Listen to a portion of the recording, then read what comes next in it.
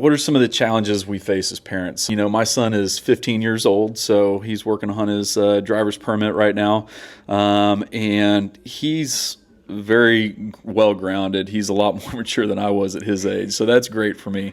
My daughter is the exact opposite. She's very emotional, very spirited, and she's got a little bit of sass to her. So I have to be careful when I'm explaining things to her, is to make sure she understands the why behind things. Otherwise, she gets very defensive.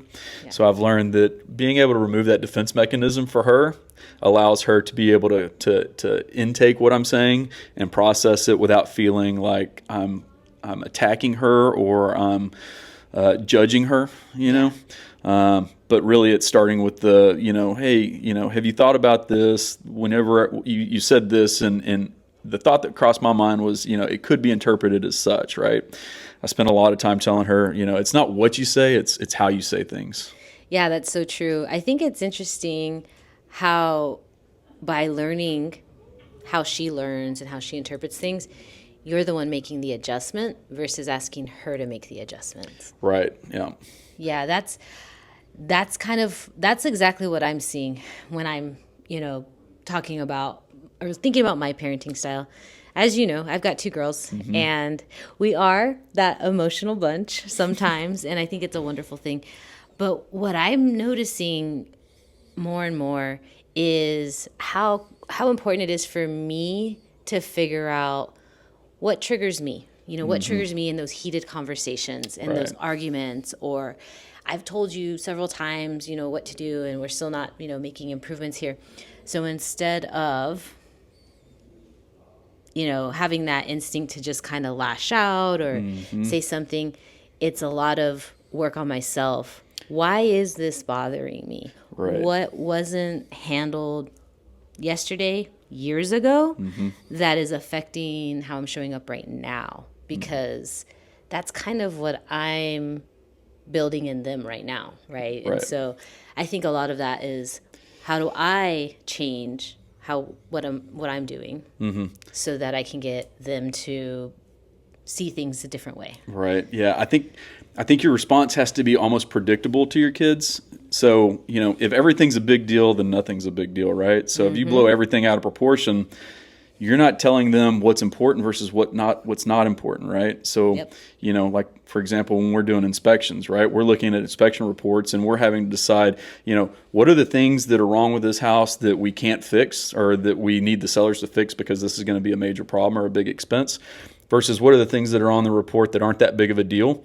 And if we make it sound like the house is going to fall down and all these little things are a huge problem, are we really servicing our clients? It's the same thing with the kids, right? So, whenever something happens that you don't agree with or that you see there's an opportunity for correction, being just sound and taking some time to reflect on it before you respond. And then when you come out and you talk about it, they'll be able to figure out, oh, this was a big mistake or that wasn't that big of a deal, and how you present the information to them. But I see, and I'm guilty of it too. Every time a conversation goes bad with my kids, it's because I blew up initially and I lost the ability to control the dialogue. Same. Right? Same, yeah. But see, that's what's important though, like the awareness that even after things go down and you're really not happy with how you both stormed off, in an opposite direction, sitting back and saying, oh, here's what I should have done next time. Mm-hmm. That grace that we give ourselves, because when they see that, if we doing it with ourselves, they're going to learn and understand how to do that, because they'll be parents one day, or they'll have, clients or work for other people. And mm-hmm. yeah, that's the hardest part for me right now is, raising my hand and saying, hey, I don't like the way I handled that. I would have liked to have done it this way. Mm-hmm. That's really hard as a parent. And some of us, had that example. Some of us didn't. But at the end of the day, it's really our responsibility to create that, whether you had it or not. It's really not the excuse. Yeah. And sometimes, like the other day we got an email sent home from the school, and it was, can you talk to your daughter? There was an incident in class today where, she was kind of talking out and taking attention away from the teacher and being disruptive with class, right? So, it's never the conversation never the email you like to get as a parent. But so I've been seeing some of that attitude pop up in some of the conversations that I've been having with her, right?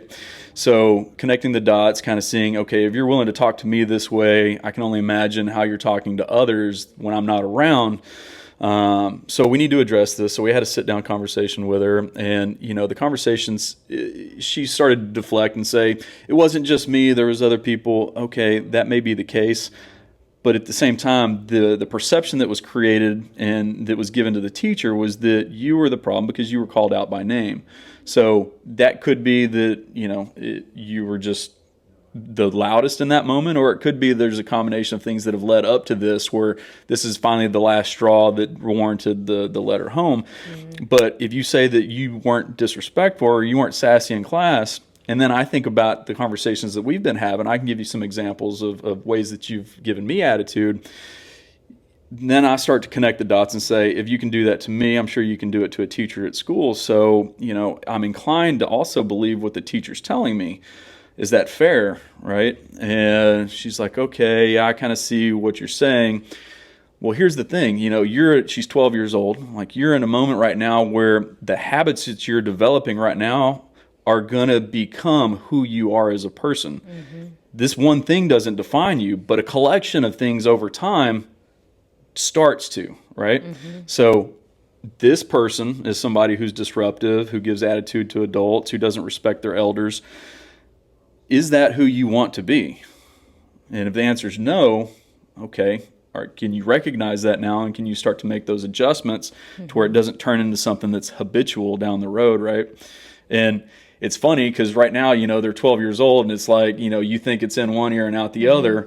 But then a couple weeks later, I hear her start to say things that are repetitive of the conversations that I've had with her. So I know that they're hitting. Mm-hmm. It's just a matter of, it's going to take time for that lesson to truly sink in. But over time, it will, right? Yeah, I love that, Trent, because you're letting her know in an honest and kind way our actions have consequences, whether they're good or bad.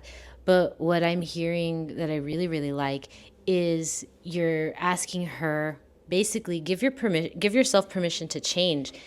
And it doesn't mean you have to be perfect, but just be aware. Mm-hmm. Be aware of yourself, because as adults, we know we're constantly having to check in, right? Mm-hmm. And how am I doing? How am I doing? Well, I think I want to tweak this. I want to adjust it here, and I don't like the way this went. So by teaching them at an early age, this is just normal. It doesn't have to be forever. You'll eventually learn better habits. I think that's like the best thing that I'm learning from you right now, honestly, is like, this is just what happens. We have to do this frequently. It's part of being a good person. We're going to slip. We're going to retract back to our old ways, but it's never too late to improve. Right. Yeah. And just asking for that permission, and, knowing that, like I said, over time, it's going to land one day. It may not land today, right? Yeah. So give yourself grace as a parent too, and know that, you can't beat yourself up and say, man, whatever I'm telling them right now is not working. Like, it's going to take some time, right? Yeah. Shout out to my mom. It took 40 years, but we see a light at the end of the tunnel. No doubt. Yes. My parents were saints. I don't know how they put up with me, but they did, fortunately.